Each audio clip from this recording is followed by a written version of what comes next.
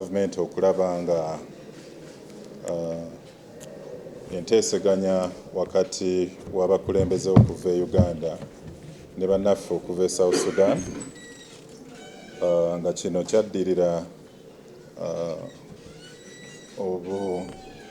obutabanguko wakati wa bannayuganda okuva mu disitulikiti ez'Eyumbe ne Koboko kubanga balwana ebikolwa ebyokuwamba abantu erudda n'erudda mu disitulikiti ezebbiri n'abantu ne bannaabwe okuva mu kitundu ekya Central Equatoria mu South Sudan.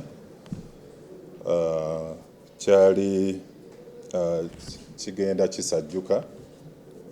So ku mulundi guno twagala okutegeeza bannayuganda nti abakungu okuva mu gavumenti ku sayidi zombiriri baasobola okusisinkana sabbiiti eyo ewedde ng'ennaku z'omwezi 27 mu kitundu eky'Eyumbe okusobola okuteeseganya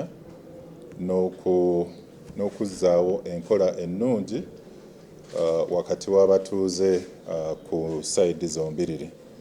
So ku sayidi ya South Sudan, gavana wa Central Equatoria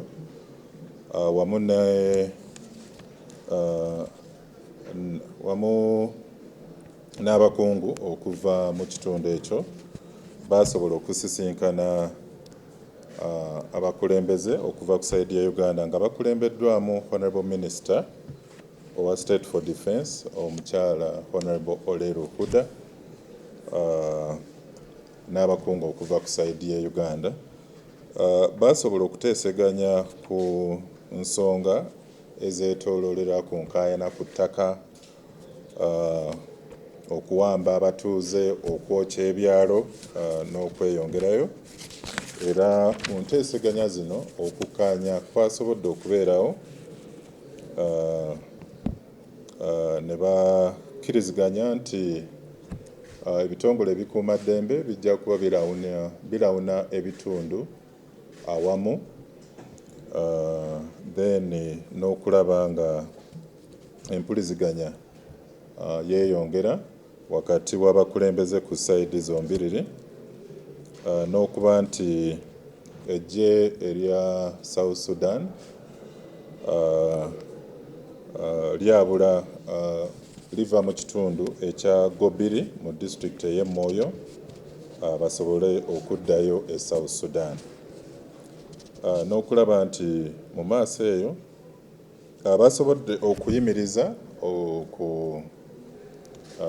okutundibwa okw'ettaka mpaka nga bamaze okuggula empenda eziraga obulungi ensalo za Uganda n'ensalo za South Sudan. Mwebale.